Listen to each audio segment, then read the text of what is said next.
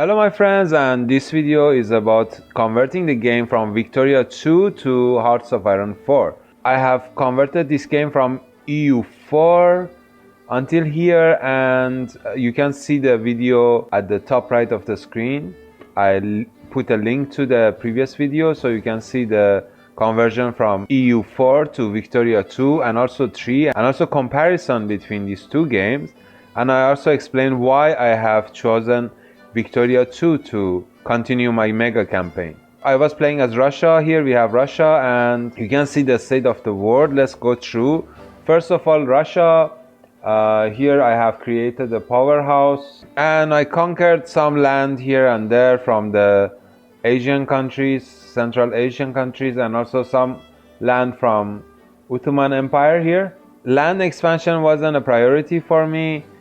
I think I'm happy with what I have as Russia. I have completed all of the researches. Budget wise, I don't have any loans. I have given loans to a ton of countries. You can see them here. So my taxes are as such. Around 21% tax, effective tax on the population.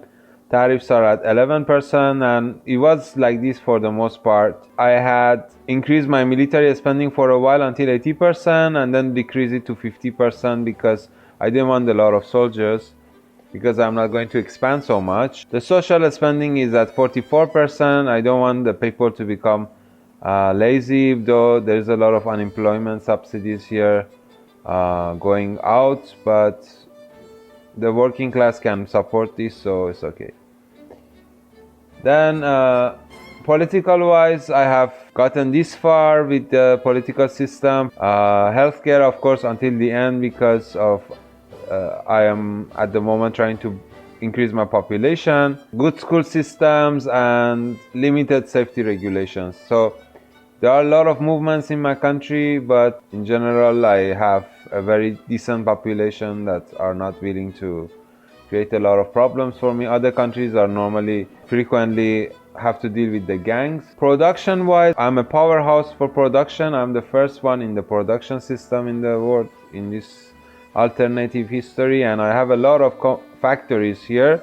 All of them are built by my rich strata, and when there is a war, I'm doing very well. I have a lot of arm factories. I'm almost self-sufficient at many things. In the trade, you can see I export finished goods, even though I have a lot of coal, and production-wise, I produce a lot of coal. I'm also a net importer of coal and also grain, because my population is expanding. For the most part, I was trying to keep the conservatives. I'm more comfortable with this ideology, and was trying to give fascists the ground for the HOI4, because if I am fascist, I think it would be easier to declare war on the neighbors. In the end, I ended up with conservatives every time. And diplomatic wise, I didn't really do much. I have Shun as a sphere of influence, and that's all. Korea is for Japan. Delhi doesn't like me because I conquered the lands. So I expect Russia, that is a industrial powerhouse and also decent military. In my armies I have airplanes and tanks. So let's go to diplomacy and see who is the number 1 to 10. Great powers are Russia, France, Great Britain, Poland, Liang in China, Japan, Sweden, and the US. Industry, France is the second one, Great Britain following, and Liang and Poland, Colombia and Japan. And military wise, Japan is the first, Ecuador is the second, and I'm the third, and Sweden is the fourth, US is the fifth, and then we have Great Britain and Colombia. So let's go and see this nation's situation. First, Sweden. As a great power, they are constitutional monarchy and conservative. France is liberal. Great Britain is Labour Party, though it is a constitutional republic. Ottomans are constitutional monarchy and they are liberal at the moment. Japan, semi-constitutional, and the conservatives are in power. US here is a fascist dictatorship at the moment, and Canada has lost a lot of land to US here. My allies are Poland, Germany, France, and Great Britain. I have a truce with Ottomans, and Ottomans also have this Egypt as the vassal in a way, or protectorate, or whatever you want to name it. India failed to form. We have here Malaysia, Brunei, Papua New Guinea, Siam. This is the shape of the map. In Africa, south of Africa, we have South Africa government, which is liberal constitutional monarchy. We have British here controlling this land, French controlling this side, and Spanish and Portuguese. Before Portuguese controlled this side, but I think Portugal is no more.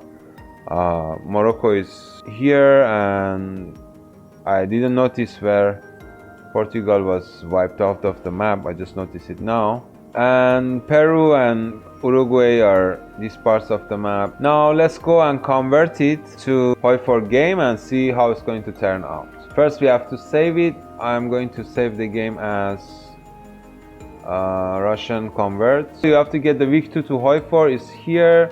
If you didn't find it in the future in this area, you have to go in our repositories here, but at the moment it's here at the top. We have it the latest 1.2T.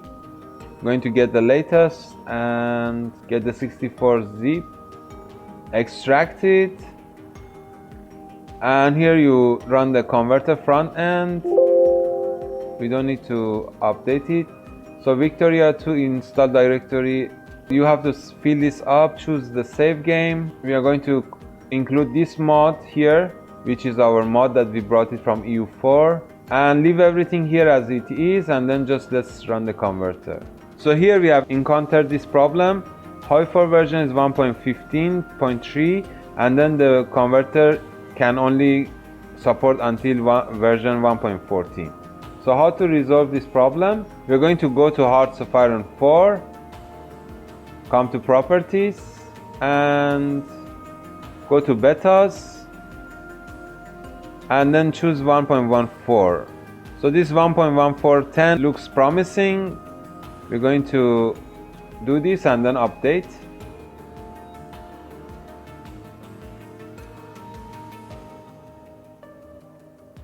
Okay, now that we have 1.14, we are going to go and try again.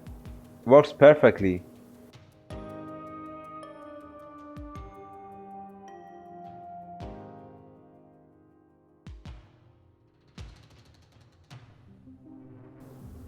Okay, so the Russian Empire created. Oh, I wanted this one. Oh, no.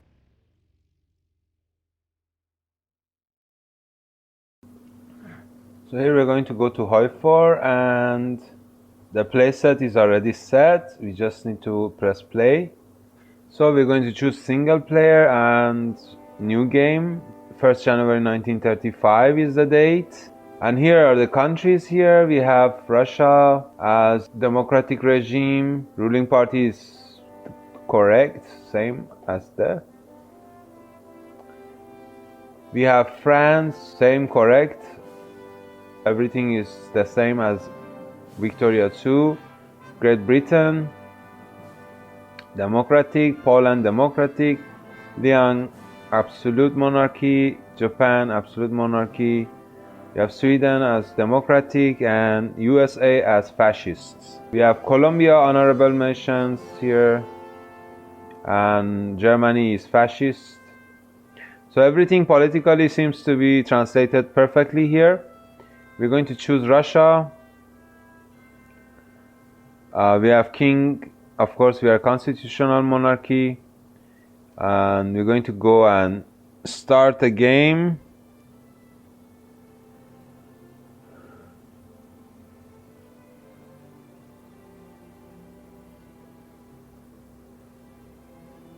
So it crashed the first time. So we are going to come here at game settings and open the game in debug mode, okay? Let's choose 1st January 1936, and let's choose another country, let's say the US. And okay, it works as US, but it doesn't work as Russia, right? So I don't know what's the problem with that. Now let's press debug, and then we go to observer. First let's see the map and see how it's turned out. So here we have Japan. This part of Japan is not here, is in Manchukuo. But these parts of Russia, everything in the map is the same. We have this Delhi here, these parts of Delhi which was here is now reflected here. We have Bengal, every country is on its place. We have Egypt and Ottoman Empire. And so okay, I managed to change to Russia by just changing the tag. Call to arm request. We have a call to arm request from Spain. So let's see what's going on in our country. Units are here and there. Let's see if there's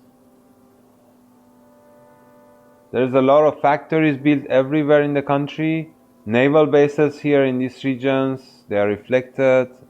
I had a Navy base here as well, but it's not here at the moment. I have 2 empty slots here. These parts also, you can see Russia has a lot of factories everywhere. Okay, now let's press the observe and observe Russia. Let's see what the AI does. And let's see, this is going to where?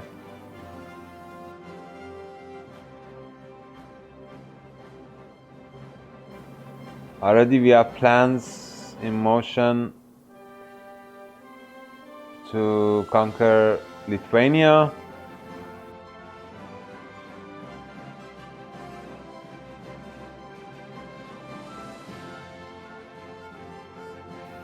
Yeah, and it's running perfectly.